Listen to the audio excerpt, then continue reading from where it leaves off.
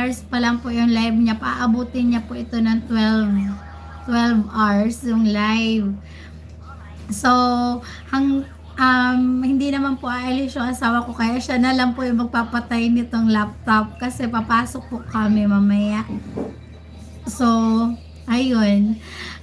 Ako, na-unlock din po. Malaki po yung tulong ng laptop kasi, di ba po, wala naman akong viewers talaga. So, yung laptop po lang yung naging viewers ko nung nagla-live ako dati. Tapos, around August, no, nagkaroon po ako ng laptop. Ang watch hour ko po, nasa 1,600 something. Tapos, October po, September, October, 2 buwan lang, na-unlock na po yung aking 4K watch hour dahil po sa nilalagay kong viewers during my live. Kasi mas malaki po yung nakukuhang watch hour pagka po sa live kaysa po yung nire-rewatch yung live. Ayun.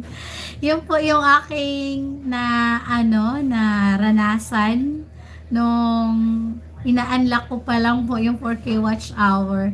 Kaya, ayun, laking tulong ng laptop. Opo. Kaya, lagi ko pong sinasabi na kahit kulang tayo ng mga resources, kagaya ng mga gadgets, ganyan, pag gusto talaga nating ma-unlock yung ating 4K watch hour, kailangan nating mag-invest. Ayun. Kaya ayun, may laptop po ako. Tapos malaki po yung aking pasasalamat kay Ate Wailin Villar kasi siya po yung handler namin ng Paluwagan. Yung pangarap kong magkaroon ng laptop na tupad dahil sa Paluwagan. Ayun. Hello po, Ma'am MP Admin Lazy. Ayan po. Maraming salamat po sa support, Ma'am. Highly appreciated po.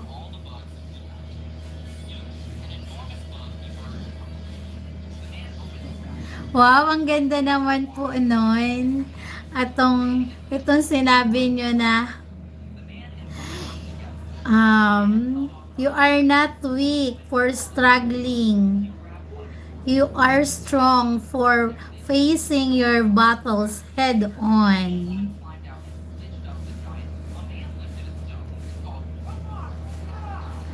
With Durabels. Opo, support ko po si Ma'am. Tiyagaan lang talaga buhay niya po. Ang saya lang din po sa social media, Sir HLJ Deep Hybrid Vlog, kasi po siya parang 2 steps ahead kasi 'di ba po nagko-content po tayo, tapos posible po tayong kumita dito po sa YouTube. Tapos, posible din po ako magkaroon ng client dahil po sa aming hanap buhay na pangangalakal. Ayun. Kaya, perfect match. Ayun. Yung, di ba po yung mga advertiser, nagbabayad po sila ng sa YouTube, ganyan, nagbabayad po sila para maipalabas yung kanilang mga harang sa ating mga videos, ganon. Pero tayo na mga small YouTuber, ayun, content creator, small vlogger, ganyan, pwede tayong mag-post ng mga videos kasi kung mapupunta siya sa wider audience, may posibilidad na makakuha tayo ng client kasi nga napapanood po yung mga videos natin, ganon. Kasi ako po since 2022 nag-online selling po ako ng aming mga kalakal. Doon po ako nakakakuha ng client.